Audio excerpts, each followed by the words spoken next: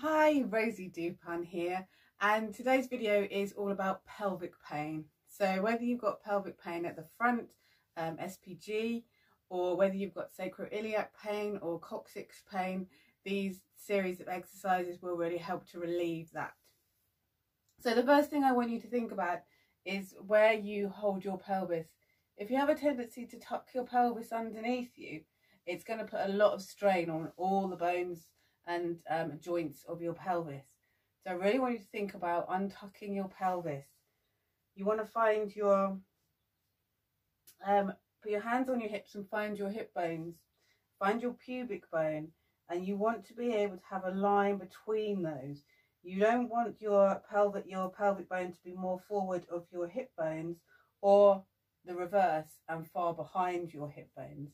So this is a time to just have a little bit of a play and see where you are wearing your pelvis normally. It really helps with this to get rid of any heels on your shoes. So have your shoes as flat can be will really help you with getting your pelvis in alignment.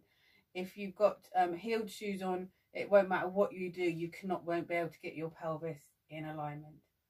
The next thing to think about is whether you thrust your chest forwards.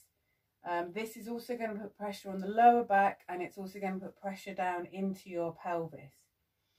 So think about doing and again, the way to feel this is hands on the hips to find your pelvis bones, find your ribs, and feel if your ribs come further forward than your pelvic bone. If it does, just think about doing a little tiny crunch just with the first couple of inches of muscles at the top of your in your abdomen here at the top, and that just brings those ribs back into alignment. It'll also help to tone your abdominal muscles and get them functioning and firing normally. So those are 2 alignment points to really work on. The next thing we're going to think about doing is a calf stretch. So you're going to grab a half dome.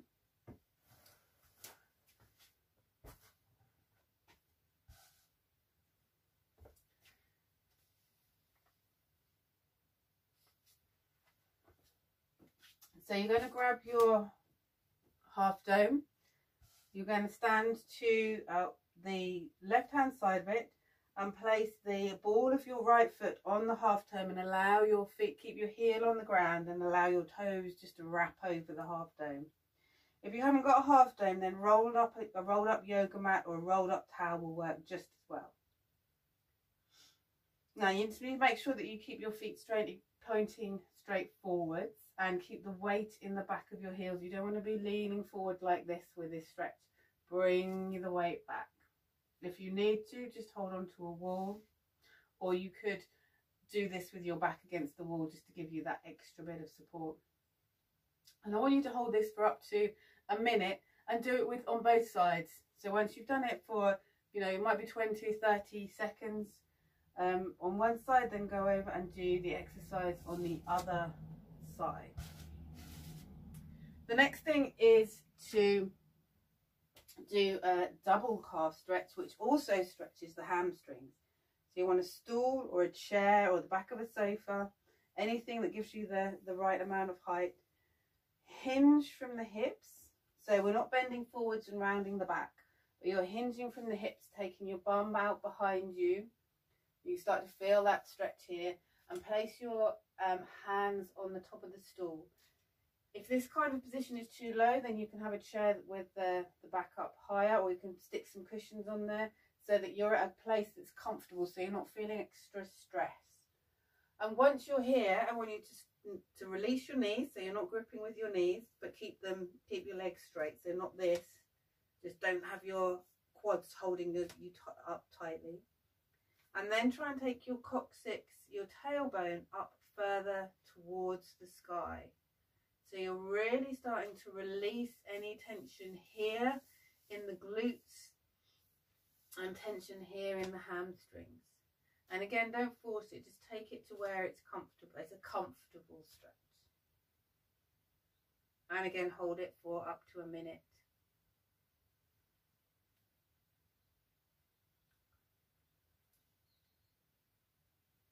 Okay.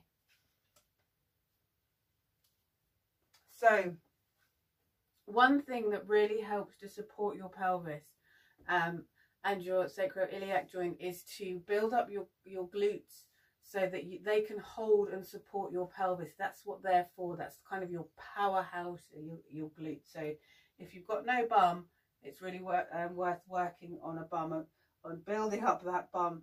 And we do that with, among other things, squats. But just small squats. You don't need to go right down to the ground to build up the strength here. So again, I want you to think about, you're going to take your bum out behind you and allow your knees to bend, but you're not going to bring your knees over the front of your feet. You're going to keep your knees and your ankles in line. Don't stretch your neck out too much. Keep your neck in and keep your back flat. And you can feel your glutes firing and working just in this small squat. And then push with your feet to bring yourself up to standing, so that you're not allowing your knees to do the work, but it's all coming from your glutes. So you might find that you're just doing tiny ones at this point, and that's fine, as long as it's working your glutes. And just do about 4 or 5 repetitions of those squats. So again, bringing your bum out, your feet, your toes should be able to come off the floor. The weight's carried in your heels, knees, over your ankles, and then push down in your feet to bring yourself out of that squat. Excellent. And then the last thing is releasing any tension in your abdominal muscles. And we hold so much tension here without realizing it. But what you've got is you've got fascia, which is a connective tissue which runs from your abdominal muscles through your pelvic floor and comes and joins up either side of your coccyx and sacroiliac joint. So if you're holding tension here in your abdominal muscles, you're going to be creating tension right the way through your pelvis. So something to do is to really work on just letting it all hang out here.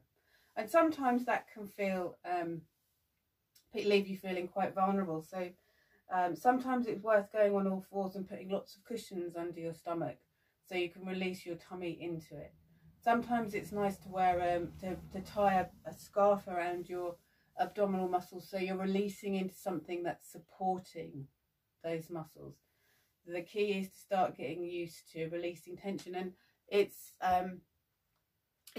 can be quite useful to observe when you hold tension. If something frightens you, for example, do you hold tension here? When you're anxious and nervous, are you holding tension? Maybe you you're outsourcing strength from your arms, and you're tightening your abdominal muscles in order to pick things up even. And sometimes we are just so used to holding everything in here to get a thinner tummy that is just our go-to. So abdominal release will really help with any pelvic pain. All right, so I hope those little things help. I hope you can manage to do them at least once a day, and it will really help to relieve your pelvic pain. All right, well, take care. I'll speak to you soon. Bye-bye.